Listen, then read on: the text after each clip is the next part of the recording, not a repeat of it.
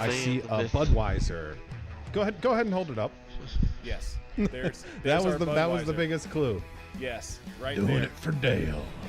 Man, it's so many gimmicks, right? I feel like they're making it a lot more complicated than it needs to be. I mean, a lot of people, you get polarizing opinions on DRS. I know you guys know exactly what I'm talking about here, but sometimes the effort, it's all about the boys.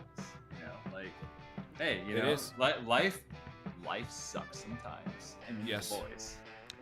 iRacing kind of always has a tendency to kind of buff the new cars just a little bit. I'm not going to go on record saying it's because they want people to spend money on their platform and buy all the new content. Confirmed. But.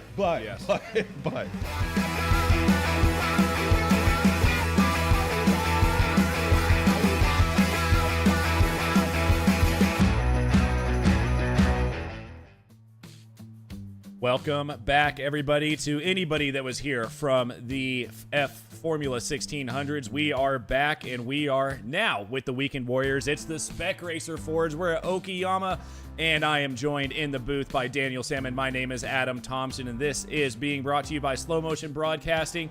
Welcome in, Daniel, Okayama, and the Spec Racer Fords. You know a lot about this league, this car, and this track. Are you excited? Oh, absolutely. This is definitely probably the biggest race where I would want to be on the circuit rather than in the commentary booth. Not to knock you, Adam, but it's one of my princess-approved tracks. It's one where I'm comfortable. I see somebody there making a slight little whoops in the background, but it's a fantastic track. Lots of passing opportunities. Drafting is still going to be a good part of it, which is part of the fun of Spec Racer Fords. And definitely there's a lot of names that I recognize. Dudu Castro, that guy is an absolute machine behind the wheel on one of these things. Obviously Jason Green as well. Antonio Rice, we've seen him just very shortly ago. Joseph Yang, I'm definitely going to give him a bit of a bust of the chops. He gave me a little bit of a shunt at Daytona last week. I actually came out and went for a drive, but definitely a lot of fun names in there as well. Looking forward to seeing the action. Andrew Lau, that's somebody who Andrew Love, that's somebody who I've raced before as well. Jim Brewster, I think I've raced him before as well. But it'd be interesting to see how the guys work out. And as we have a look as well at the championship standings, do you want to do the honors or do you want me to do it there, sir? Absolutely, I got it. So we got Jason Green here in Spec 1 leading the way by quite a bit with Alace Pleva in second. Daniel Wood rounding out your top 3. In Spec 2, things get a little bit tighter. We've got Russell Telker in the lead at the moment with Andrew Love in second. Paolo Breme coming home in third at the moment. Now, the Masters. It's another Antonio Reese and Jorg Monty battle again in these, just like in the Formula Fords, with Tom Gradwell coming home in third place at the moment. But let's get to the racing here real quick, Daniel. Let me see if we can find someone who's about to start a lap, and I'll let you do a bit of a track guide if we can find somebody real quick. We're going to follow on board here with Jason Green as he starts his lap. Well, that is definitely a very good call. He's going in the closing stage of the lap. You see there, you want to definitely try and hug the corner quite nicely. Stick it out as far to the left as you can. Now, this next one is a right-hander. I always found I actually give it a little bit of a dab of brake sometimes to settle the car. Some guys will give it a little bit of a lift. This one here, tighter than it looks, and you want to try and use as much of the track limit as possible. Definitely a little bit more available for Jason there if he needs it. But again, you're going to get down the start-finish straight, and you're going to brake around the 100-yard mark. And definitely no ABS on these cars as well. You want to tight it in as tight as you can. Now, some guys will run it very far to the left. Some guys will keep it in the middle and set themselves up a little bit better here. Slight left, you're probably in about 4th gear here. Keeping the throttle mashed down as quick as you can. Jason did it in 3rd, power to him. It all depends as well about the rotation of the car, the balance of the car, the setup as well. This one here, this is a very, very crucial corner. You want to send it in very, very tight. Open the wheel up. Actually, say that, I've always tended to do the same as Jason there. I've kept it stuck to the inside. I've always found that more beneficial for me as he's supported this lap. Definitely not what we had in mind. We'll pick up another car that's going along the circuit in just a second there as Jason's gone back to the pits. Obviously, he wasn't feeling that one. Here we go. A similar kind of spot. Who are we on board with right now? The 73 car. Dudu Castro. Now, I know he can drive. I cannot even hold a candle to this man. But you can see that he's going down the back straight right now under the Lexus barrier. Obviously, they got in on the sponsorship for that time of year. And this is going to be one of the key passing opportunities. I mean, they're qualifying right now, open qualifying as well. Braking around the 100 mark. It'll drop it down to potentially 2nd gear. Yep. And you've got to stay very, very tight because you need to push that car very far out to the right. This here, you don't want to take too much curb. You can run over quite a lot. The track limits are very generous. Again, 3rd gear again here. Push it out a little bit too much. He might have got away with that. And then this next section here, you basically got back-to-back hairpins down to 2nd gear. He's going to keep it pretty tight. Some guys will go further. I do the same as Dudu. I keep it further on the middle so I can get a better setup line for this corner here. As you head into the 2nd to last corner, as it looks like he is there heading in the pits. But ladies and gentlemen, you get the idea. Tough pit entry on this one as well. Obviously, the guys did not get the memo he's going to be doing a track guide. Oh, yeah, that's okay. Mauricio Nizelli, though, right now leading P1 with about 3 minutes left in qualifying, turning over to 2 minutes left in qualifying, and he is barely in the lead to Brandon Roseborough. Roseborough very, very close to him right now. Dudu Castro, this is a surprise, all the way back in 3rd.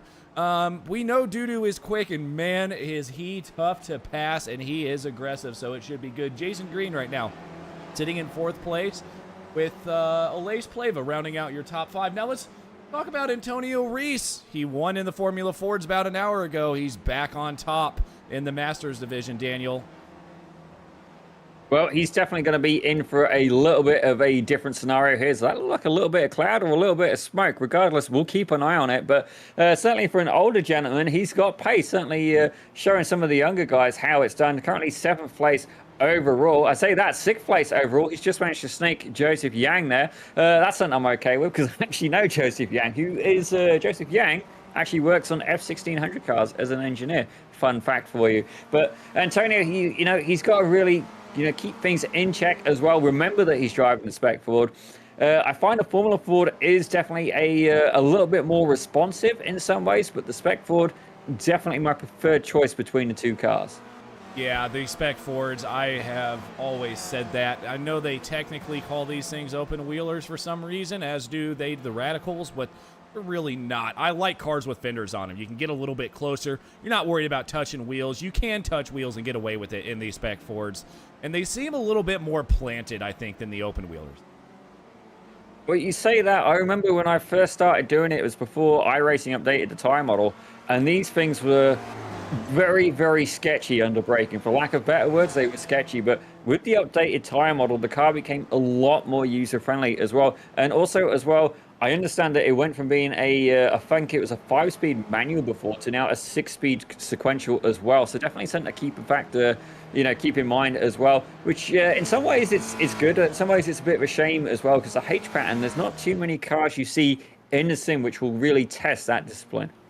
Yeah, absolutely. We have Antonio Riso on a pretty quick lap here. He said a green. It was purple. Now green, third sector coming across the line. Let's see what that does for Antonio as the time runs out on him. He may get one more. Olace Pleva, though, also a purple third sector. He is now moving. All of these drivers really starting to pick up the pace as we get towards the end of qualifying. Antonio Reese does not move anywhere. Let's see what Olace does with the purple third sector. Going to come across the line. See where it puts him. Green. Maybe. There he goes. It puts him up into third place. So Olace is able. We got Christian Kabanka, though, on a flyer as well. We'll see if he can get his lap in. It doesn't look like he's going to. He's already out. Jason Perry now on a lap as well. A green sector, but that's to be expected as he's, he decided to pull off as well. It doesn't look like we've got any more drivers set in any other quick sectors, but Antonio Reese got pushed down to 6th place because Olace Pleva with the absolute flyer of a lap. I want to talk about these top 3 separated by 6/100ths of a second, Daniel. Well, basically that is the pinnacle of racing, if you ask me. You have close competition, and for me, that's what it's all about, and that's one of the biggest reasons I love the Spec Ford is because, all right, if you get something like an LMP1, LMP2, even an LMP3, there's so much aero and stuff like that involved, and it can be very, very hard, very challenging to race these cars, not only side by side, but at the limit. And in the Spec Ford, my favorite part about it is that you can find the limit. And then not only that, the driving aids is completely up to you. You have your right foot, your left foot, and your arms to steer the wheel. That's it. And then not only that, one of the favorite things I really love about this series is that the guys are very supportive as a community and actually post up setups for you as well. Sometimes I think they even post up track guide videos. So you know what? If you're just starting out, you are set up with everything you could possibly need to have success in this series. And not only that, you become a better driver as a result. Yeah, and very quickly here, to anybody that is new to the broadcast or new to the league itself, Spec 1 is I ratings of 3,000 and over, where Spec 2 is 3,000 or under 3,000, so 2,999 and lower. And then when it comes to the Masters, those are 60-plus-year-old drivers. So when I say old but not slow, now you see why I'm saying it, Daniel. These guys may be old, but they are not slow. Yeah, definitely. It's fair to say that with age comes wisdom, and these guys definitely got plenty of that. I'd certainly get schooled by them. But you know what? What an absolutely fantastic qualifying session, as we're going to be getting ready for the grid very, very shortly. Absolutely. And speaking of the grid, why don't we go ahead and run them off? I'll run through the top 10 here. Maurizio Nizelli with the Alex Kart Racing Raptor in first place. Brandon Roseborough lining up beside him with the Geodesic Racing. That is a great race team. Very fast drivers in there, so keep an eye out for Brandon. Olace Pleva in third with Dudu Castro in fourth. Jason Green rounding out your top 5. Antonio Reese in the Masters Division going to be starting beside Jason in 6th position. Joseph Yang in 7th with Jesus Rodriguez in 8th. Flavio Andalo starting in 9th with Chris Montgomery, the first S2 driver, and he is sitting in a very good spot in 10th position. We have a look there. Jim Brewster in 11th with Christian Carbanga. We saw him in the earlier race. He's there in 12th. Daniel Wood in 13th with Tom Gradwell alongside in 14th. Joshua Justice in 15th with Paul Jackson, the British entry, in 16th with Joshua Wilkie. We definitely saw him last round. He's there in 17th with Andrew Love alongside him in 18th. And Brad Carpart takes 19th with Jason Grider in 20th. Gary Woolbolt's going to be starting in 21st with Bob Kern in 22nd. In 23rd is going to be Russell Telker. Jorg Miney starting way back there in 24th position. Not good for his championship hopes, but he has a chance to make up some pretty good positions here with Felix Simonis. My goodness. Simoes in 25th with Jeff Fritcher in 26th, Jason Perio 27th, Andrea Favini in 28th with Ken Poulin rounding out your 29-car grid this afternoon. It is going to be a good one, Daniel. Oh, absolutely. And what an absolutely fantastic grid as well. 29 cars. We got I ratings from all over the board. I see here Maurizio is rocking 8,400, which is actually one of the highest I've seen, only topped by actually Daniel Gaspers, who is a regular here in the Spec Racer Ford. Actually, he cleaned up many years in a row. He was the man to beat. Not seen him for a little while though. And then we've even got racers such as let me see here, Bob Kern there. I've actually raced him. He's just about 1362 I rating, and I was actually racing him last week at Daytona. Yeah, absolutely. Bob is a very quick driver as well in the Masters division. He's an older guy, but again, doesn't matter. Everyone has the same pedals, the same wheel. They just got to be able to go out there and get the job done. Speaking of getting the job done, Maurizio Nazelli going to be starting us off. We are about halfway through this lap, short pace lap, thank God, and we are going to be going green here very quickly as they come through Redmond. Then it's going to be Hobbs, then Mike Knight corner, and then the very well-named last corner. Quite literally the name of the corner on this track, Daniel. You can't get much more original than that. Well, in fairness, we can't screw up the corner name when it's called the last corner. That's true. That's true. But we will find a way to do it. In slow motion broadcasting fashion, we will find a way to do it. Pace car is off, though, Daniel. I'm going to give it to you. All right, and it's going to be absolutely fantastic to go around, ironically, last corner. Now, Maurizio is in a very good position here. He's going to get to defend that inside line, and it looks like he's holding back the start. He's not going to want to give these guys much of an excuse to draft him going down into turn one, which is going to be the hairpin corner, ironically called. And it looks like they're green. Go, go, go, go, go. And he is off, and you can already see there they're trying to get into single file. Roseborough, he tucks in straight behind him with Dudu Cashew right behind him in third. It looks like everything is clean so far. As I say that, they're making it round. Turn one, the 46 car. Who's that now? That's Alice Plaver. He's there trying to make a bit of a move. You see Christian Carbana back there. In some places, 3 wide, almost 4 wide in scenarios, but everything's clean so far. And definitely the cameraman there needing a change of shorts. Thank God for remotes. Yeah, absolutely. I think that cameraman got a little bit too close to the track, and he's probably going to stay that close because he's trying to make his money. Oh my goodness, Joshua Justice gets very, very close to the back of Tom Gradwell. Everyone gets through that one clean. As I say that, Felix Samos is already, by some miracle, up 10 positions. Don't ask me how he's done it. At this point, I'm wondering if he's got a magic carpet underneath that Spec Racer Ford, but definitely looking pretty good for him. As I say that as well, Jason Perry, too, he's up 10 positions. Felix up 11 positions. Oh, dear. Yep, that's Joshua. That's Joshua Justice. I didn't think three into one will never work there. Everyone gets through clean enough, and that's a great part about these cars is they can keep on driving and not like the Formula Fords where somebody would have lost a wheel in that tangle up there. There is definitely a little bit more forgiveness. Maybe this explains why I had a little bit more success in this rather than other cars, but certainly a lot of fun there. As you see a move being made on the inside. That's the 27 car of Andrea Favini making a move on Andrew Lowe. Well, I say that very briefly. These guys are still going at it with the 909 and Tom Gradwell just ahead of him. I say that ahead of him only just as who's that now? That's Tom Gradwell right there in the 909 car, ironically for 909 Racing. Yep, Tom Gradwell doing okay back there. Looks like someone gets a little bit wide.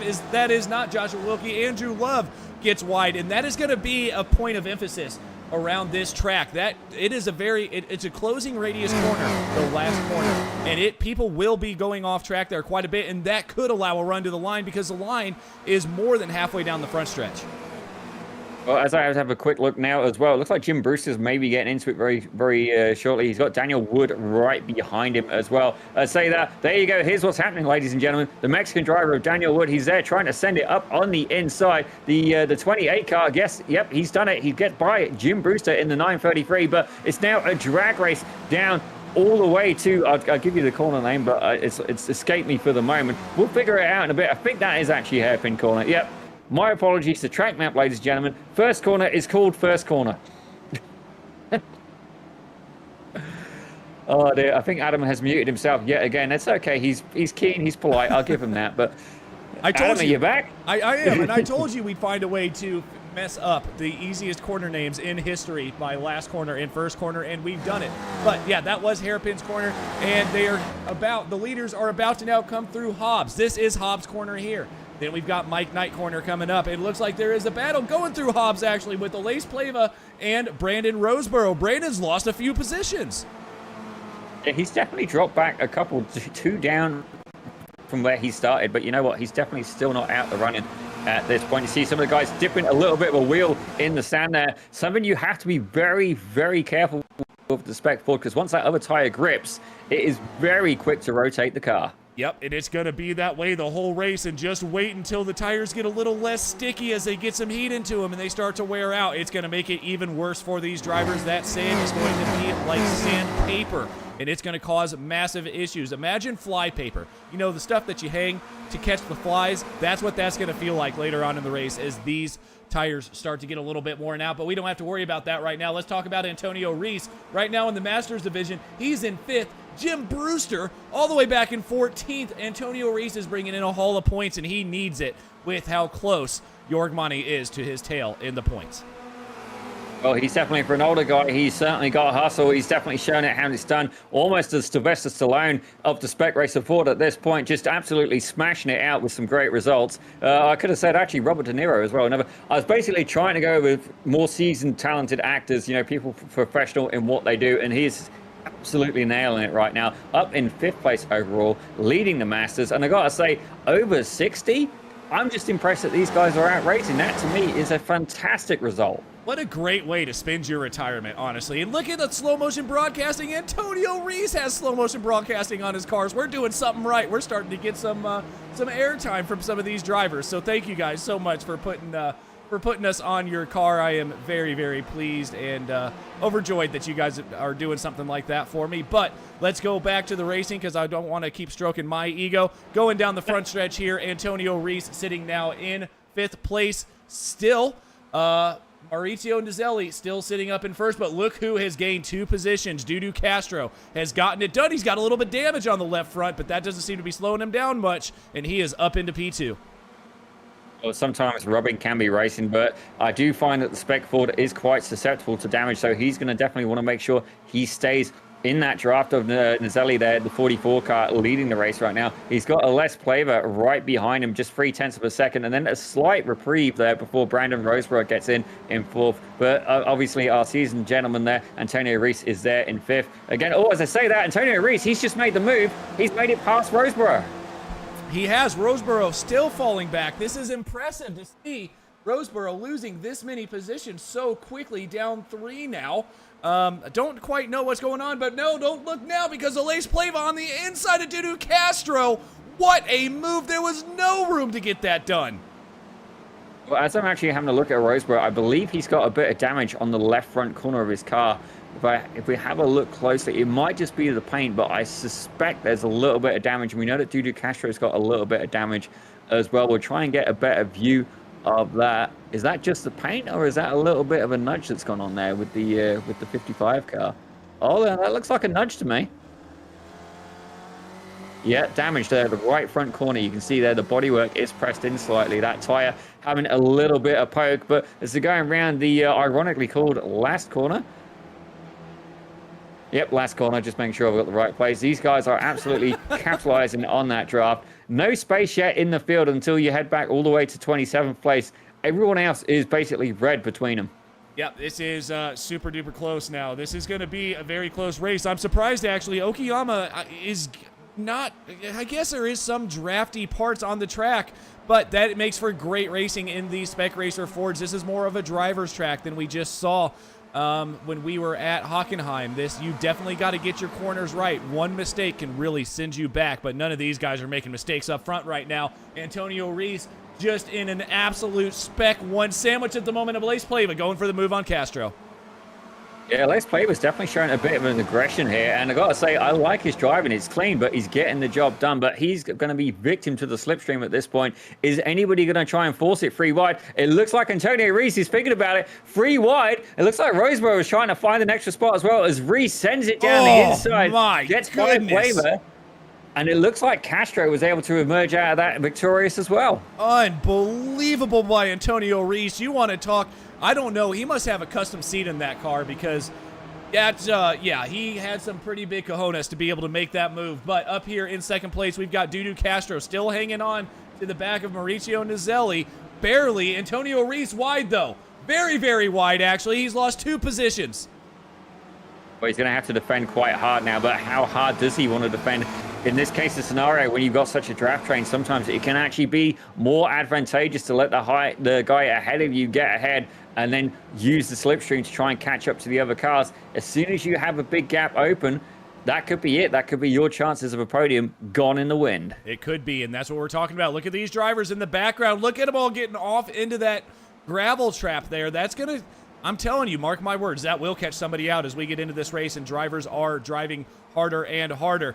But as of this moment, we've got 1 driver out. That is Ken Poulin.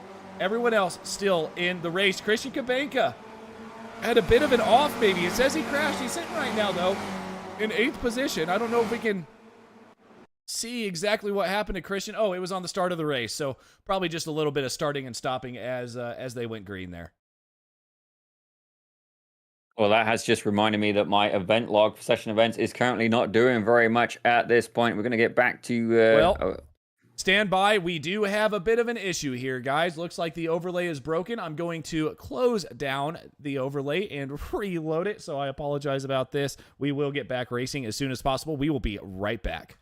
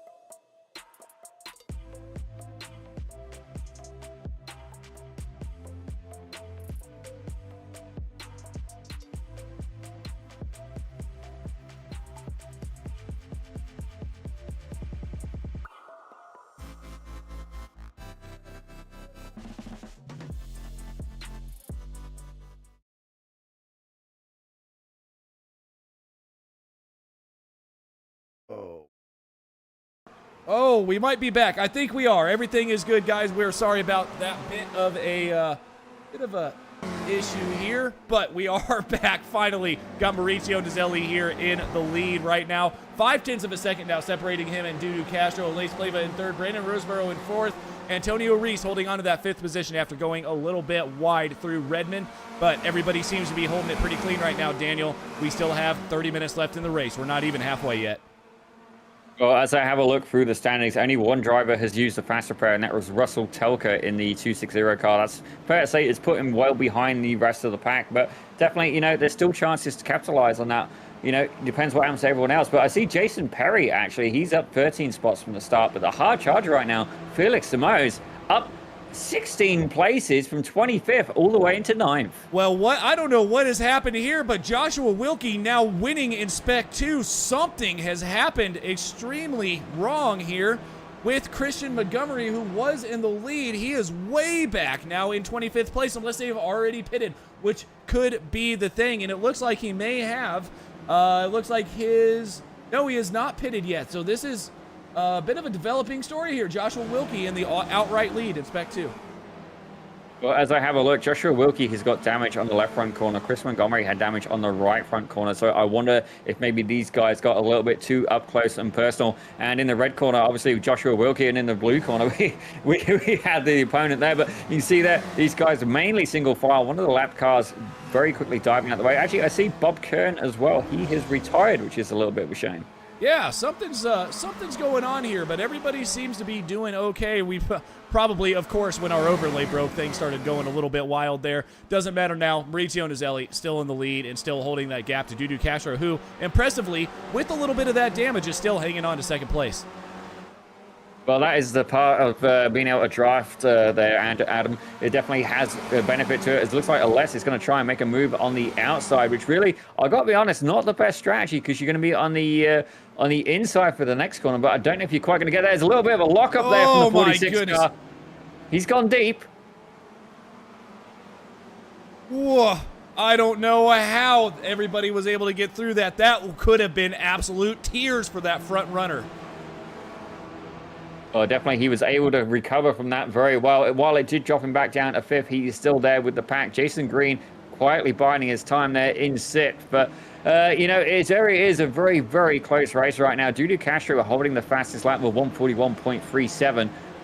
Absolute belter. And I can't even say it now. Delint Esports by Tony Canaan. So it's fair to say that his team is... yeah, they know what they're doing. Yep, they definitely do. Yeah, if you are sponsored by TK, you definitely know what you're doing, to say the least. Mauricio Nizelli up there in first place. Antonio Reese still back and forth. Tim Brewster, the second master. You can see him just now coming down the front straight as Antonio Reese is going into turn 1. Massive, massive gaps between these two Masters drivers. But again, I just can't say enough about Joshua Wilkie. Don't know what's happened. He's lost 2 positions, but he is still in the lead of Spec 2. Well, at this point, I do wonder if it would be advantageous for him to pit. Maybe we'll get a little bit of an onboard very shortly, and we'll just see if he has any alignment damage. We'll keep an eye, look at that steering wheel there on the straight. He's going around the corner right now. We'll just give it a second here, let him straighten up. And it does appear that the car is okay. The alignment appears to be fine. I'm not seeing any major red flags there with the steering wheel, so that's good. Basically, if you go and hit like the corner of the suspension and get what's called a little bit of toe. So toe, basically, if you put your feet down flat and then like tilt your toes inwards or outwards, you have like positive or negative toe. And if you have too much of that sideways angle, imagine that you're basically like dragging your foot sideways as you walk, and that will not only cause excessive tire heat, but it will also slow you down. You know, you're basically dragging that wheel along the asphalt. Yep, you are. And oh no, that's not going to help at all, as that is massive contact with Brad Cathcart, I believe. Looks like Cathcart locked up just a little bit there and just caused massive issues. Now Joshua, if he didn't have a toe issue, he might now. Yeah, well, definitely we'll keep an eye on that. But I will say, in Cathcart's defense, it is very easy to lock up these cars. And anybody who's got the pedals where they do vibrate, if you manage to figure out how you can get them to vibrate when you start to lock up, please let me know, because I've not figured it out yet. I know you can do it a little bit through SimHub, but I don't know if iRacing produces the telemetry you need. As I see one of the cars coming in the pits there. I tell you, it's green and grey. Okay, Cathcart coming in. Okay, so he's potentially going for the undercut / damage repair at this point. Not what he had in mind, but in some ways as well, maybe you need a little bit of clean air to basically, you know, open it out and give you a chance to, you know, really put in some nice clean laps as we rejoin the battle at the front, because Dudu Castro has taken that top spot. He has, and we might be able to get a replay here. I'm scared to do it because I don't know if it's going to break it again, but you know what? We like to live on the edge, don't we? So we're going to give it a shot here. Let's see if we can get to the Dudu Castro pass for Mauricio Nizelli. Looks like we are good. We are going in slow motion, though, but that's okay. See exactly what happens here with Dudu Castro and Mauricio. Well, it looks like they're heading down the backstretch. Dudu has gone and claimed that inside line, understandably so, as they're heading down towards hairpin corner. And it's fair to say, yeah, he had to run a little bit of a lockup there. Mauricio doing a good job not to go into the back of him. But actually, I say that, Mauricio, he's dropped down to 4th place now. He has. There might be some play here. Maybe he's trying to save a little bit of fuel for his pit stop so he doesn't have to be in there as long. Could be. Or maybe he is just that slow, because he is now lost position. So let's talk about this. Antonio Reese now in 2nd place in Masters. Yeah, this guy definitely knows one speed, and it is go. He is very happy with the Lightning McQueen approach, and he just wants to go fast. Actually, no, that's Talladega Nights. My apologies, ladies and gentlemen, getting slightly wrong. But I just want to go fast. But he's absolutely sending it right now in the 914 car by HP Guyoden? Okay, Guyoden. Anyway, yeah, but if I was him, I'd be staying very close to the back of Dudu Castro. I'd say if you're going to try and apply pressure to a driver, you're kind of like basically trying to knock down a castle wall with a toothpick. That's the kind of battle you've got right now. Yeah, that is not an easy driver to intimidate, is Dudu Castro, to say the least. But if anybody can do it, maybe it's a guy that is literally twice his age. You never know. Maybe he is a little bit worried about that driver that has so much experience. Could do something to Dudu Castro's mind. But right now, it looks like Dudu Castro's hanging on. And Brandon Roseborough might actually be sizing up a move here. You can see him trying to take some different lines. Oh, definitely. And I'm all for basically trying to be as racy as possible. Sometimes it's not the best tactical decision, but you know what? I have fun. You see there, and Antonio Royce guarding that inside line. Dudu Castro not able to put a nose in. Roseborough, again, kind of getting caught up in that. And definitely you want to try and hold that track position as much as possible. But if you can pull away just enough of a gap that you can kind of keep them behind you on the straights, you may be in for a good shot. You could be. And Joshua Wilkie, no, Joshua Justice with a very, very late move locks up. Wilkie may not be super happy about that, but Justice gets around, and now he's got to watch out. Andrew Love is right there, and this is for class. This will be for leader in class if Wilkie loses this position to Andrew Love. Well, if I was Andrew Love, I would definitely be keeping an eye on that battle ahead of me, weigh up the pros and cons. If one of these guys locks up or spins, you need to be far enough back that you kind of navigate around that incident. But again, do you do that, play it the safe way, or do you try and get right on the back of them and apply more pressure and try and force them into a unintentional mistake? At this point, I'm surprised Wilkie has not come into the pits yet. This is not something that I would have expected to see Wilkie still out there. I know for sure that the pit window is open now, and that car has seen better days. He is just losing track position at the moment because of that damage. Well, sticks and stones on that one, Adam. You know what? He's staying in the position he's at, and while he may not be gaining, that draft is potentially keeping him in the running at this point. And you know what? If his battle is with the 99 car ahead of him, then you know what? I don't blame him there. Pitting early will lose him the draft and potentially cost him the race. Yeah, maybe, but I wouldn't say the battle's with the 99 car, though. I mean, he is definitely racing right now. Andrew Love, his Spec 2 rival at the moment. I don't know why you'd be wanting to race Joshua Justice right now, who is up there in Spec 1. But, hey, I could be wrong. That's why I'm up here and not down there. But Dudu Castro has made a move. Antonio Reese all the way back to 4th place. It's still a hornet's nest up here.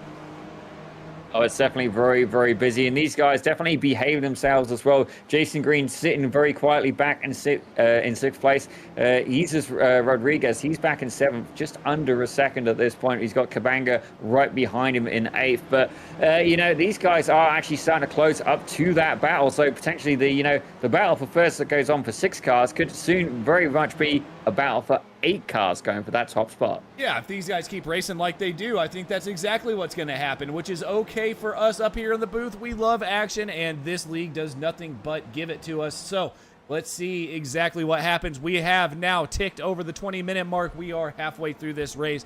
Pit window is open. We have already seen some drivers pit all the way back to Gary Woolbolt, I believe. No, Felix Simone is the first one. Samoa is the first one in 18th place that has already pitted. Beautiful livery on that car, by the way. Seems to be doing okay. Let's see what Felix does, because nobody else in front of him has stopped yet. And it's looking like the pit lane time is around 40 to 45 seconds. Jason Grider in the pits. As I say that, currently your hard charger is the 27 car of Andrea Fabini. He's up an absolutely massive 16 spots, but part of that is that pit strategy. The Swedish driver there definitely having a good run as it stands so far in a little bit of clean air, and that's a mixed feeling with the Spec Ford. Sometimes clean air is good, but it all depends about the pace of the drivers around you. Sometimes if you can catch up to someone who is faster than you, which is often a scenario in my racing experience with these cars, then that can be a huge difference of your final position, because they will help pull you along through the field. Got Wilkie and Justice here. It looks like Wilkie gets around Justice. Now Love going for a move around Justice. Justice going to let both of them go. Love is holding hot to the back of Wilkie. He does not want to let his Spec 2 rival drive off into the sunset.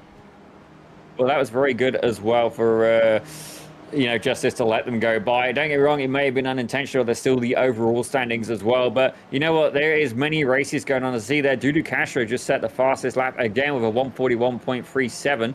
Actually, no, I do believe he had that before. My apologies there. But yeah, he did a 3.71. Yeah, actually, the pace has slowed down a little bit now. These guys are currently lapping in the 43, so definitely the pace has dropped sufficiently. As we see there, the 46 car of Alex Plaver coming into the pits. Now we do have the last lap time of all of these drivers on the screen. You can see it next to their numbers. Yeah, 43.911 for Dudu Castro, 43.397 for Roseboro. Roseboro fell back. He is starting to come back up now. Doesn't look like much of these cars have gotten through this race so far without damage. Damage, negligible. It's got character at this point, sir. Yes. And it's fair to say a couple of these guys getting a couple of battle scars, and apparently, chicks dig scars. I mean, so it's fair to say maybe they're just doing it for the fans. Well, some chicks might, but my wife, never mind. We're not going to go there. Back to the race. We are back here with Antonio Reese going for a move that was never there, and he backs out of it just in the nick of time. Oh, I can't fault him for trying. I mean, certainly whenever I've done endurance races, my teammates have gone to give me stick for sometimes doing a move that was a little ambitious, and they call it the Dan Salmon Classic, where the first car will be like, oh yeah, send it from 2 cars back, and then throughout the race, that number gradually grows. So we go from 2 cars to 4 cars, so all of a sudden, you try to do a move from 8 cars back. I mean, it's obviously total BS, but it's hilarious banter nonetheless. It is, if you get it. Well, it might be hilarious banter, but it could turn into some not so hilarious banter depending on what you do to the other cars. Antonio Reese now in the pits. No, I'm sorry, that's Roseboro in the pits. Yeah, he's choosing to take the early pit, which is actually quite surprising. But you know what? If you're at the front of that train, that could actually make sense. You do not want to be the guy pulling the other drivers through. In some ways, you are better to take the pit and see if you can reappear behind them. With about 15 minutes left to go of this race, I do wonder as well, some of the drivers, where it's an open setup, do some of the drivers take a little bit less fuel and then try and take a bit more on the splash and dash? Myself, I always fuel it as much as I can to try and take as little time in the pits as humanly possible. Yeah, let's see what happens now. Does that Roseboro pit trigger an absolute massive pit here? Are people going to want to try to cover off Roseboro? Are they worried about Roseboro? Is Dudu Castro worried about Roseboro? Who is worried about Brandon Roseboro now taking that pit? It's going to be interesting. Let's see what happens here on this lap. If they keep battling like this, I think Roseboro has a serious chance to come out way ahead if they don't stop now, because Roseboro has some clear air. Well, this could potentially be good for him, and it looks like right behind him, Alex Plaver as well, right behind him as well. These 2 guys were at the top of the field. So Alex will definitely be keen to keep on the back of Roseboro. He's about 6-7 tenths right now, so he definitely wants to try and close that gap down a little bit more. Once it goes over a second, I'd say he's probably lost the draft at that point, but definitely will be interesting to see how this strategy plays out. Yeah, it definitely will be. Now we can see the intervals between all the drivers on track. Pleva is around 0.4 of a second off of Roseboro, but that's not the battle we're looking at here. We're looking at this front battle to see when people decide to start taking their stops. Does anybody come in to cover Roseboro off? No, they do not. They're going to go around for one more lap. This is about to get more and more interesting. Now we have to start thinking about this gap between the leader and Roseboro. See, look, you can see Roseboro now pulling a little bit in on Jackson. Excuse me. Let's see what's going on here with Roseboro to the leader. About 26 seconds now. Keep an eye on that gap throughout this lap. Well, actually, let's have a look at the pace as well. So Roseboro's last lap is currently still showing as the pit stop lap, but Dudu Castro's just done a 143.1. Actually, I'm waiting for it to update on the timing screen to see exactly what Roseboro did, and we'll see if having that clean air has been beneficial for him. I think it maybe sandbagged slightly. Yeah, it still says a 146. I don't think he would have lost 3 seconds. That would have been the pit entry slowing him down. So the next lap round, we'll be able to just see how advantageous it was to take the undercut. Absolutely, and right now he is sitting now around 26 seconds behind Castro. Got Green and Nizelli battling as well in the tail end of this pack, and it looks like Rodriguez is getting a little bit frisky as well. He decides to hang out in line. Looks like Green has gotten around Rodriguez, though, and now trying to track down Nizelli. Green is tired of hanging out and watching these guys race. He wants to be a part of it now. He's definitely been a very, very safe driver so far, but it looks like Nizelli is going to be the next one on his hit list, and good luck with that one. Don't get me wrong, Jason Green, he's rocking 6,200 IR, but Maurizio himself, he's rocking 8,400, which is absolutely astronomical numbers. Ladies and gentlemen, just to give that a little bit of context, when you first start, you have 1,350 I-rating. Yeah, that's a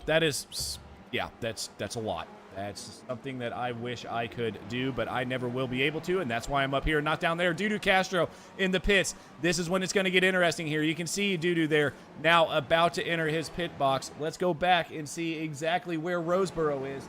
Coming now around, what corner is that? I'm going to mess it up. That's Hobbs' corner, about to come through Mike Knight. Now, keep an eye on Dudu Castro, still sitting in the pits. That red dot you can see transparent on the front straight. Well, it's definitely going to be close. I do wonder if the strategy has paid off for him. And certainly Les Plaver is right behind him. He'll be somebody who's looking to capitalize on that as well. You should see there a battle going on ahead of him. But whereabouts is Dudu Castro? It looks like he's already out the pits, but he's going to be slow on the exit. And he's got these guys ahead of him, but only just. Is it going to be enough for him to hold on? It looks like it is. Dudu got out just in the nick of time. If he would have left that for one more lap, Daniel, I think that would have been a different story.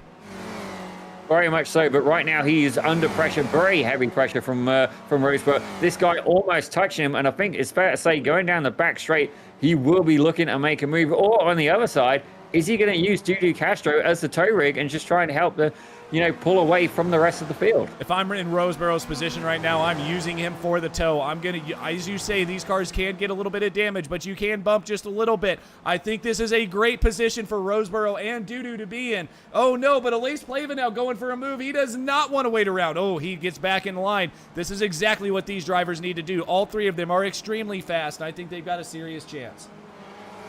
Well, actually, you say that, you mentioned the bump dropped, and I do find it's, there we go, Antonio Reese, he's coming in the pits, currently your race leader. Maurizio stays out, as does Jason Green, Rodriguez, and a little bit further back is Flavio Andalo, who actually, I remember racing him. I think they were my competition when I was racing way back when, but as we have a look there, it's actually nice to see a face of the guy as well. Beautiful headshots here, courtesy of the league. Thank you very much for doing that, but it'd be interesting to see where these late pitters are going to end up emerging.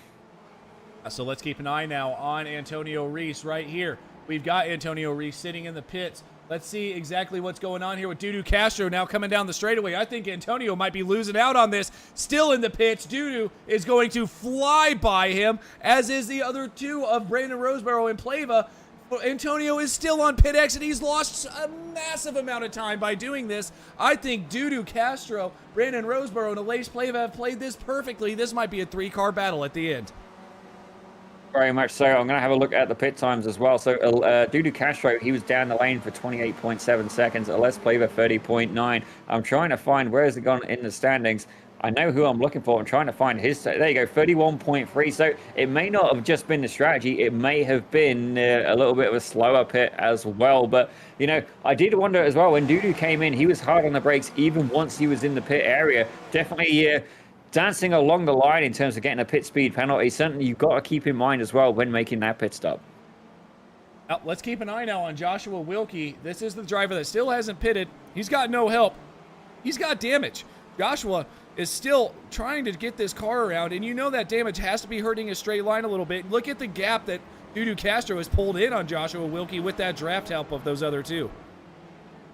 Oh, absolutely. The draft is such a huge part of these cars. As right now, Jason Green is in the lead. I say that. I think he has just gone in the pits. No, these guys are fighting side by side. Yep, there you go. They have just gone on the pits. I was just watching the timing, watching them bounce backwards and forwards. I think they may be fighting heading into the pits. So where are these guys going to come out? Is Dudu Castro going to get the leapfrog up ahead of him? Don't get me wrong. Dudu did have the lead before the pit stops began.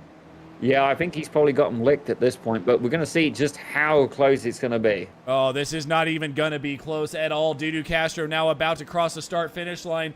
Looks like both of these drivers are coming out. Jesus Rodriguez, Mauricio Nizelli, and they have him by a long shot. It looks like even Mauricio gets passed by Felix Samoz. This is not what they need. Dudu Castro, those three, Elise Plava, Dudu Castro, Brandon Roseboro, have again hit it right on the head, and they've just got four more drivers, Favini, Brewster, Randall, and Green, who have yet to pit. This is going to be a three-car battle at the end of this. Well, it's interesting to see how the early pit has been beneficial, something that I generally don't expect to work. But you know what? A little bit of a lesson here for me in the booth. And don't get me wrong, again, I'm very similar to you, Adam. I found that my driving skills, while not bad, I find that I'm probably better off in the commentary booth, depending on what it is. The Spec Ford, it can be a tough call to make. I really like driving that car.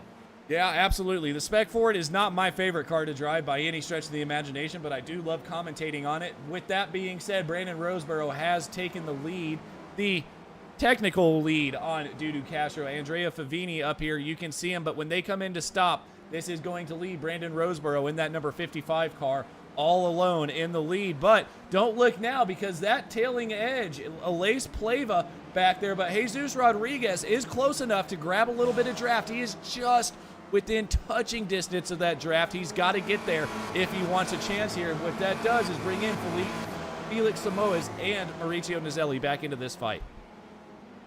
Actually, I think maybe where they got caught by Felix, that may have been a little bit of a shocker for him. Felix wasn't quite in that fight. Don't get me wrong, having an absolutely fantastic day, up 16 spots. I say that. Andrea Favini, he's just got in the pits now. He was the hard charger at 24 spots, but it's fair to say he's going to lose a few as Jason Green is coming out the pits. Where is he going to emerge now? I've lost him. Get back here. Oh, side by side. And I think that is side by side with Mauricio. It is. Mauricio alongside him. So that actually worked out quite well. He's able to stay in the battle that he originally started. He is, but that's not the battle he wants to be in. He wants to be in that battle up there with Castro Pleva Rodriguez. And this is going to get very close now. There is one more driver. That is Flavio Andalo, who has yet to pit, sitting up in the lead right now. Going to get that extra point for leading a lap, I believe. Now Brandon Roseborough back there, way out on his own. Just kidding. That is not Brandon Roseborough. There's Brandon Roseborough in the other car coming into screen now with Alace Pleva and Dudu Castro. These drivers battling. Felix Samoa is behind him. This is going to be close, and it does look like Felix is just still within that touching distance, 1.2 seconds out of fourth place, just trying to catch that draft. Well, he may end up being the cork in that battle at this point. Certainly, you know, sometimes if you find a little bit of a difference on pace, one driver can certainly hold back the field, and that's not to knock the guy. Generally, I find it's usually me, and you know, some guys are very good at setting qualifying times. Others will be very, you know, very good in, you know, racing itself. Now, myself, I'm more of a brick wall. You know, if you want to try and get past, I will make you work for it. You know, you've not only got to climb the wall, you've got to swim through the moat, get over the barbed wire, and stand up to my defenses as well. We call people like you a rolling chicane, Daniel. Yes, sir. Yes, that's exactly what people like you are. But with that being said, Endalo in the pits, Brandon Roseborough now out on his own in the lead. He does have a driver that is a lap down. Let's see exactly who that is. That looks like Jason Grider sitting in front of him. Now, if this works out right for Roseborough, this might be perfect. He might be able to get a little bit of draft. We'll just see if Grider lets him go or tries to battle him. I would assume the drivers in this league are very, very, very clean and conscientious when they are a lap down. Grider should let him go, so this might work out very well for Roseborough to be able to get by Grider. But the problem is Grider's going to have to let a lot of people go when Roseborough gets to him. Well, it's fair to say at this point, not to knock Grider, but he's currently 43 seconds behind the next closest position. So, yeah, if I was him, I would definitely hug the inside line, lift off, and make it very clear what my intentions are. And it looks like he's taking the wide line there. Some of these guys are definitely going to be keen for that car to get well out the way. This could be a make it or break it for that third podium spot. As I see there, Felix Samoa is just past Castro. Yeah, this is unbelievable right now. Samoa is now around Castro. He is on the move. Now, the question is, he's got to get by Grider, but the problem is those two drivers, Pleva and Roseborough, are gone all of a sudden. Castro way back there now. Samoa is now this has turned into a two-car breakaway at the front. Well, this is exactly what these guys would want. They're going to want to try and pull away as much real estate as possible using that lapped car, you know, as a you know, technical obstacle. And it's one of my favorite things certainly about longer races, especially endurance races as well. You know, you can use the lap traffic, and I do remember using one maneuver where I actually boxed in lap traffic around me to stop a guy being able to make a pass. It was slightly dirty, but you know what? Completely clean by the rule book. Well, you know what? I never want to race against you. From all of these stories you're telling me, you are, yeah, this is not something that I would want to do, but that doesn't matter because you're up here with me in the booth, and I'm glad you are. We've got Pleva now, though, sitting in second place on Roseborough, and my goodness, the time has flown by. We've only got 3 minutes left in the session, Daniel. Well, I got to say, my driver of the day right now has got to be the 31 car, Felix Samoa. He's up 22 spots. As I'm hearing as well, Jason Grider may have had a crash. I'm not going to worry about that too much, but I got to say, in a field like this, to be up 22 spots and on the podium, That is absolutely incredible. This is unbelievable driving by Felix Samoas, and he is not just letting anybody in the draft. He's literally driving away from Dudu Castro. Dudu Castro sitting behind him in the draft. Samoas has no help, and he is actually driving away. Now, the question is, now that Grider has gotten out of the way, will Dudu have a chance to catch him? They have 2 minutes left. Keep an eye on the flagman here. I think this might be the final lap. Well, if you're a fan of Europe, we are getting ready for the final countdown at this point. It is getting near the closing stages of this race. And I got to be honest, I was having a little bit of a shower before this race, and I was getting ready for there to be a huge wreck. I had another pun lined up, and these guys, I got to say, they've driven so cleanly, I haven't got to pop that one out. Well, are you just going to wait now? You don't want to waste it now, do you? Nah, I'm saving that one. All right, good idea. Good idea. All right, here they come down the front stretch. Let's see if we can see the white flag in the air from the flagman. No flag yet. Is there one waving? No. This is going to be one more lap, so they have 2 laps to go here in this absolute all-out battle it's about to turn into between Pleva and Roseboro. And if Samoas is lucky, there could be a bit of argy-bargy up here, to use a British term. I think that's British. I don't like that term, but I'm going to use it anyways. With Pleva and Roseboro, all they need is to make a little bit of contact, and Samoas is sitting in a very, very nice spot. Yeah, he definitely is. I mean, he's currently 2 seconds back, so he's going to need a pretty substantial incident for him to be able to take that top spot. But I've got to say as well, Antonio Reis is applying pressure to the 44 car of Maurizio Nazelli. And Maurizio, he started well. He started on pole, in fact, and, not been able to quite have the same kind of pace in the closing stages. As Antonio Reis there, he's got the move done on the inside, and Nazelli tucks in right behind him. Jason Green having a little bit of a sniff as well, wondering. Uh-oh. Something has happened to Alace Pleva. Maybe a massive off-track here. I don't know exactly. We got an off-track from Pleva. That's going to give a chance now to Samoas to catch Pleva. It looks like Roseboro's just been gifted a win as long as he doesn't have any off-tracks or any types of issues. Roseboro's just got to coast it now to the line. I did not see this coming. Let's go back and see what happened to Pleva very quickly before we get to the final lap. As you can see here, he's gone for a move on the inside as they head down towards hairpin corner. And I'm going to guess he locked up.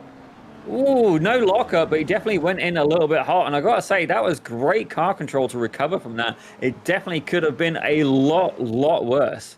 Yep, and here we go. Now Roseboro taking the white flag now. Hopefully, let's see. Yep, we do see a white flag waving this time by with Pleva in second. Samoa's hot on his tail in third. What happened? Dudu Castro. Jesus Rodriguez has gotten around Dudu Castro as well. I wonder if some of these drivers might be dealing with some fuel issues here. That is definitely something to factor in. Most of the fuel calculators, they will give you the option to add a little bit extra. But again, who wants to take extra? You want to spend as little time in the pits as possible. And Dudu Castro, actually, him and Jesus, both 28.7 seconds down the pit lane. The fastest times I'm seeing in the pit lane by quite a good margin. So potentially a little bit light on the fuel. But obviously, Jesus, he's managed to get ahead and certainly does not seem to be worried about fuel at this point. I wonder if having that extra lap has been enough to catch Castro off his guard. Yep, maybe, and we need to talk about Joshua Wilkie, someone we haven't talked about. You can see that car is fixed now. I was giving him all kinds of crap and wondering why he hadn't gone in to get that car fixed. It doesn't matter. That's why I'm up here. Joshua Wilkie about to take the Spec 2 win. Well, in his defense, he just appeared to have tape on where the headlights would be. So fair to say, it actually looks like it's a little cross-eyed at this point, but that's okay. He's making his way through. But we're going to be on the last lap right now, and this is your race leader right now, Brandon Roseboro. He's currently ahead, got about a 1.5 second gap. Alace Pleva right behind him. And then it looks like that gap has come down a little bit from about 9 tenths per second to about 6 tenths per second. But I don't know if Felix Samoas is going to be able to do it. He has run out of real estate, the clock being the victor in this scenario. But I've got to say, up 22 positions. Fantastic job. Driver of the day for me. Unbelievable drive by Felix Samoas. Brandon Roseboro does come home as the winner with Pleva in second, Samoas in third, Rodriguez in fourth with Antonio Reis trying to fend off a very hungry Maurizio Nazelli. He does get that move done, though, on Maurizio. Jason Green in seventh. Now we're going back through the field here. Daniel Wood, Flavio Andalo. There is all kinds of battles going on back here. Well, it's definitely, I imagine it would be a very different result if that start-finish line was even further towards the that first corner, ironically called first corner. As we can see there, the 99 car of Joshua Justice, he's there taking his, getting his checkered flag. The 933, who's that now? Jim Brewster. Now, I do understand he had a little bit of a crash earlier. I didn't manage to catch the crash, but it looks like Dudu Castro may have crashed as well, but I suspect that was just more in celebrations by chance. Well, maybe. I don't think so. Dudu Castro looks like he's come across the line in 14th place. I think it was a fuel issue for Dudu. I think we hit on something there. Dudu may have run that car out of gas. Well, we'll have to have a quick look at a replay as we see here a couple more cars coming across the line. Paul Jackson for, that's funny, Gitz Motorsport, the British driver. You guys don't use the word git over here so often, but basically, if you have like a jammy git, it means they are basically like annoyingly lucky, I guess is the best way of doing it. Okay. Well, I'm going to let you Brits continue to use that git terminology. But yes, Paul Jackson coming home in 22nd. We do have some results for you, though, and I will let you go through the top 10. Daniel. All right, and in the first place, we saw him come to victory was Brandon Roseborough for the 55 of Hydra Race. Sorry, background call. Absolute Paul Jackson getting into the highlight reel. Oh my goodness gracious! I'm sorry. Holy moly! Can we just watch this for a second? Because that's just that's. You know what? Let's go ahead. We'll just go to the blimp cam. Oh my gosh! Yeah, no, that's gotta hurt. Thankfully, they don't do this.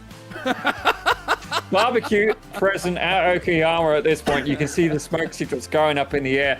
These guys letting everybody know that they finished the race. And thankfully, they don't celebrate in person like that. At least if they do, they're definitely not going to get a drive next race. But we'll try this again. Brandon Roseborough, they're in first. They're in first. There you go. Here we go. We're back again. The American driver, Hydro Race, Geodesic Racing was your race winner. Les Pleaver with that, he did a fantastic drive as well. Very clean. He came second in the 46 car for core team. In third, again, my driver of the day. Not that we have an official award for that. I'm giving it anyway. Felix Simoes up 22 spots for the Type 116 Motorsport car.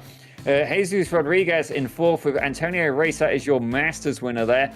He's there in fifth. Maurizio Nazelli, he started pole. He's there in sixth with Jason Green in seventh. Christian Carbanga, that was your Formula 1600s winner. He's there in eighth with Joseph Yang in ninth. Daniel Wood in 10th. As we take a look at 11th, Flavio Andalo as well. Jason Perry there in 12th. Andrea Favini, the Swedish driver, in 13th. Dudu Castro, we'll try and catch up with him a little bit later, see what happened there in 14th. Jörg Manny, not quite the same pace in the Spec 4 today. He's in 15th with Joshua Justice in 16th. Jim Brewster in 17th and Tom Gradwell in 18th. In 19th place, we've got Joshua Wilkie with Brad Cathcart coming home. And I can't just gloss over Joshua Wilkie. Joshua Wilkie, our Spec 2 winner, by the way, with Brad Cathcart coming home in P20. Andrew Love in 21st. Paul Jackson, 22nd. Chris Montgomery, Russell Telker, and Gary Wobolt round out your top 25 with Jeff Fritcher, Jason Grider, Bob Kern, and Ken Poulin bringing it home at the tail end of the field, 24 laps down. Hopefully he's got a better race next weekend. But have you been walking through, in the virtual booth, we come out of the virtual booth, we go down to the virtual pits. Have you found somebody, Daniel, to get an interview for? I definitely wouldn't mind stealing Felix, our third place finisher, because he's definitely he's a man after my own heart, and I see you've dragged him in the booth here. Felix, tell us a little bit about which magical miracle, what did you eat, or otherwise consume to be able to do such an accomplishment, moving up 22 places to secure that third spot? I got lucky. Good evening, guys. I was just chatting with the guys in the waiting room. I wasn't planning on doing the race, and then I joined just before the qualify start. And to be honest, I spent the qualify practicing pitting in, and I was also not doing that good of a time. So I thought, okay, I'll just start from the back, and I will not mess with the guys in front. And then I had a very good start. And then by like 5 or 6, I was like, okay, this is the front pack in front of me. I was like 5 or 6 seconds behind the leader. and I was slowly catching them. So I thought, okay, they are slow because they are overtaking each other and slow themselves down. So I thought as soon as I caught the group, I immediately bit, and I thought maybe I can undercut, if not all, at least some of them. And it turned out, and I was lucky enough to not do any mistakes. In the beginning, I had in the first lap some car contacts. I have 8 incidents out of the 12 available, so I couldn't do many off tracks. But luckily, I didn't do any other mistake, and it just, third place. I was not counting on that at all. Well, it definitely caught us by surprise. It's definitely a very tough field here in this race for sure. And not only that as well, I mean, actually looking at your I rating as well, you're 5,500, which is definitely something to not shake a stick at. But I mean, you managed to beat some drivers with a little bit of a higher weight class almost. But I gotta say, what an absolutely fantastic drive. I mean, that alone, like some people say that, you know, pure outright pace is what you need to win a race, and you've absolutely just proved the opposite. Racecraft is where it's at, and I gotta say, Felix, you did an absolutely fantastic job. My pick of the day for sure driving. I loved seeing a hard charger, not only by a little bit, but by a lot. The next closest was 15 positions, which was Jason Perry and Andrea Favini. They matched that. But before we let you go, Felix, is there anybody you'd like to thank? And as usual, everybody in the Racing the League, the organizings, and you guys in the booth doing the commentary. It's always fun to watch. That's pretty much it. Just having fun. Well, ladies and gentlemen, that was Felix Simões. That was your third place finisher and definitely the hard charger of the evening, up 22 positions, ladies and gentlemen. But Adam, I understand you've been able to catch up with our race winner. I have found Brandon Roseborough. And Brandon, I think the pit strategy came into play here. Great win, by the way. Kind of talk us through what your thought process was. You were there with Olace Pleva for most of the race. You were able to make the move on him, and it was game over after that. I saw a bit of a move at the end. Didn't quite work out for Olace, and you just kind of drove it home. But, kind of walk me through the race. Give me your pit strat, because it seemed to be the right one. Yeah, sure. I think it was Antonio or Dudu. Like, once one of them pit, that was basically my cue to go ahead and try and prevent the undercut. So, yeah, just a lot of battling up front. Shout out to all of those guys. Like, I raced them plenty of times, and they're all great. So I had no worries about any contacts or anything like that. Well, we mentioned this in the race. There were a few contacts. We saw most vehicles not have a clean front bumper at the end of that. Is that just attributed to maybe a bit of a lockup? I mean, these cars seem to be easy to lock up here. But how much did that damage? We're looking at your car right now there in your first stint. There was a little bit of a scuff on the front. Did that hurt you at all or no? I didn't notice much of a difference, to be honest. I mean, maybe it was a little bit slower in the draft, but I guess it didn't really do too much. Well, it clearly didn't as the race winner, but were you ever worried about Olace Pleva, or did you think you had him covered? Oh, no, I was definitely worried the entire time. I actually got pretty lucky when he locked up and went wide when he tried to pass me there, so yeah. Well, you did, and you came home P1. Brandon, congratulations. Anybody you want to thank or shout out before we let you go? Yeah, shout out to you guys. Really appreciate you guys putting this on every week. Awesome. Thank you so much, Brandon. We hope to see you again soon. All right, thanks. See ya. That was Brandon Roseborough, our winner in the Spec 1 class. Now, I think I've been walking through the pits, and I found one Antonio Reese. Daniel, get on down here, and why don't you have a chat with him? Now, this man obviously enjoys spending time with us in the booth, or it just happens to be that we are the guys doing the commentary. But Antonio, I gotta say, for a more seasoned gentleman, you are very much the man to be competing with at this point. What a fantastic result. Tell us a little bit, obviously we've just seen you have great success in the Formula 1600. Tell us a little bit about the difference between that and the Spec Racer Ford. Oh, they are totally different cars. The way is more heavy. So it's kind of a more I feel just much more heavier than the Formula 116 1016. Sorry for my English. Yeah. By the way, he was very busy today with the interviews. That's okay. We still found time to get you in here. But Antonio, I've got to say, what an absolutely fantastic race.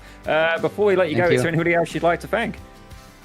Yeah, thanks to you guys for broadcasting. You're doing a great job. I I always watch your covering every time, and then also for Steve Ray, he put these things together, and the league, the administrator, and for the drivers, they are a nice group of guys, and for the viewers watching us on the YouTube. Antonio, there is one person I want to thank while we have you in the booth, and it's you. I watched your car drive around the track a couple of times, and there on that side pod, I saw one of the most beautiful logos I've ever seen, and that is the Slow Motion Broadcasting logo right on the inside of your side pod. So thank you so much, Antonio, for giving us a bit of airtime as well on your car. It's my pleasure. I feel honored to have that, and I still forget to say my thanks to the sponsor. So yeah, that's my last call. Okay. Hey guys, have a great week. Yeah. Okay. Thank you, Antonio. Have a great week, and congratulations. Thank you very much. All right, Daniel, we got one more, and it is a Spec 2 winner. We didn't cover him much. We didn't have to cover him much. I kind of made a little bit of fun of him, thinking he made the wrong pit call, and you kind of stood up for him here, Daniel, so I'll let you have him. Joshua Wilkie, our Spec 2 winner.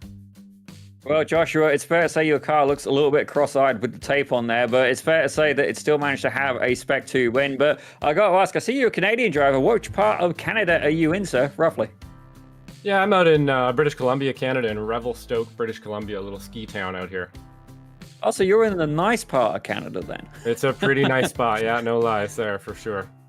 Well, it's fair to say that, you know what, there's something in the water over there, because getting that Spec 2 win is definitely a good win there. But tell us a little bit, you know, going in, did you have a setup made? Did you find that the community helped you out with that? Just tell us a little bit about the preparation for this race. Yeah, actually, that's a great question. I did actually get a setup. I believe it was Jason Green threw a setup in the SRF Discord there, and it was a beauty. It felt great, so that definitely helped me out a lot today. I'm pretty new at these cars as well, and drafting and pack driving and stuff, and I'm getting a little bit of trouble from some of these guys that I'm being too aggressive or what have you. So I'm trying to find my way to fit in here without stepping on too many toes. But I got the win in class, and that's what I was going for today, so I'm happy with that. Well, that can sometimes be the case. You know, you're not always the most popular man when you win in the race. It depends on how you do it. But I got to say, what a fantastic drive there. And actually, you bring up a point, you know, bump drafting. I actually raced with you guys last week, and I don't think any of you guys have gotten onto it yet, so that's probably a good thing. But I found at Daytona, you know, that not too many of the guys were too keen on bump drafting. How about yourself? Is that something that you like to do and enjoy doing? Or what about, you know, do you like to be, you know, pushed along, or do you like to do the pushing, as it were? Yeah, that's sort of what I'm trying to figure out. I think I'm sort of new around here too, and people don't know what kind of pace I have, and I don't know what kind of pace others have. So I keep finding myself in a situation there where if I get past, it's all good, but if I pass somebody, I'm getting the no-no. If I take it 3 wide, everybody else seems to be allowed to, but when I do, it's a big bad thing for me to do if I try to get to the front. So I'm still trying to find my my way in. But no, I don't mind being drafted. I don't mind pushing other people either. For me, it's about the class win. And that's about it. And obviously I want to play ball, but I haven't really found my way in there yet with these guys. So I've definitely stepped on some toes today. Got a couple messages for going 3 wide here and there. I think I was a little aggressive with Brad. I got on the brakes really late at one point there. I think we were 3 wide and I bumped him into the corner. That was an accident on my fault. He was blinking a bit for me as well, but I'm not going to use that as an excuse. It was just late braking on my behalf. So yeah, just trying to find my way in there and having a blast doing it nonetheless. Well, I've got to say as well, I have had the pleasure of running with a lot of these guys, and you know what, they're a good group. I'd definitely stick with it. But you know what, going 3 wide, if you make the move and it's clean and it sticks, you know what, as far as I'm concerned, it's a clean move. You know, you made the pass. But definitely always something that my iRacing mentor taught me is, you know, to review my incidents, every incident point, look back, see what I've done, see, okay, what could I have done differently? But you know what, this is something to take away for the next race perhaps. But Joshua, before we let you go, is there anybody you'd like to thank? Yeah, just my girl again. We're getting married in a few weeks here, so you know, big shout out to her. Don't do it, Joshua. No, she's good. She supports all my stuff here and everything too. She's a great lady. So yeah, big shout out to her and the guys here too. I don't want to step on too many toes, so you know, if I did, I apologize. I'm new. This is my 2nd season. I'm getting wins already. Give me a break. I like it. I got to say, Joshua, obviously having a win on the track and, you know, getting married as well myself, for a lady to say yes, she's got to be either blind, drunk, or desperate, or a combination of all three. So definitely doing well there. But Joshua, it's been a pleasure having you in there. And Adam, what do you got for closing thoughts there, sir? Well, we do have a couple things to talk about here. We wanted to find exactly what happened. So I did go back through the replays here, and we're going to go here with Jesus Rodriguez on Dudu Castro. Let's see what happens here exactly to Dudu. We're going to go on board. Okay, so here we see Dudu up on the inside. That's Jesus ahead of him. Looks like he's pushed out a little bit wide there, but you know what? He's still on the track, still a little bit clean. Obviously not using that wiper tear off at this point. Everything's looking okay so far as they're going around, heading towards, I think that was Mike's Knight corner there. There we go. That's the final corner there. There we go. Here we go. This is the final corner. So everything's looking bright. Now, is this the one corner that you've been saying and flagging all evening? No, that looks clean so far. I think what has happened is there may be a bit of an incident issue here, to say the least, because Dudu Castro got passed for P4, then P5, then P6, then P7, then P8. So as we're going to see here, Dudu was fuel saving. So this is now in the final lap. So watch exactly. Now watch this pass for P6. He's definitely lifting. And Dudu, there is Dudu right there. Lost one position, lost another one, lost 3 positions going down the straightaway, then just got very, very slow. So you can see 2 positions there, a third one, Dudu lifting and coasting, I just think ran out of gas towards the end of the race.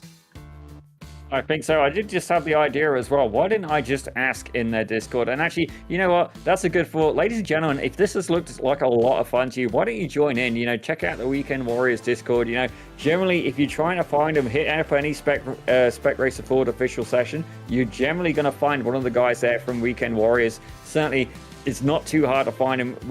Maybe we'll find a link for you to find that Discord a little bit easier. But ladies and gentlemen, what an absolutely fantastic race here at Okayama International Circuit for Week 8 of 2024 Season 3. It was good, and that will wrap up our coverage of the Spec Racer the Weekend Warriors this weekend, and our coverage at all for this weekend. XSLR is off this week, but coming at you Thursday is going to be the SimCar GT3 League starting at 9 p.m. Eastern. They're going to be at Algarve.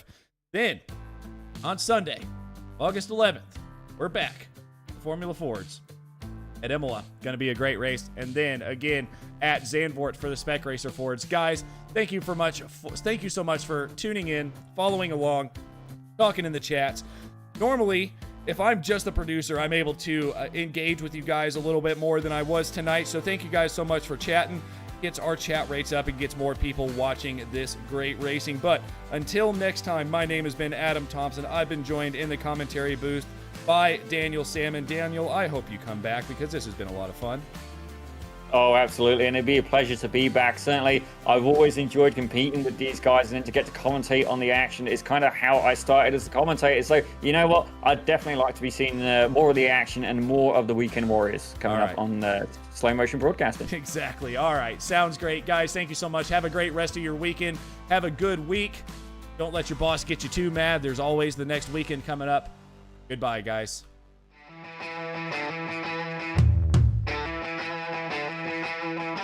I see a Budweiser. Go ahead and hold it up. Yes. That was the biggest clue.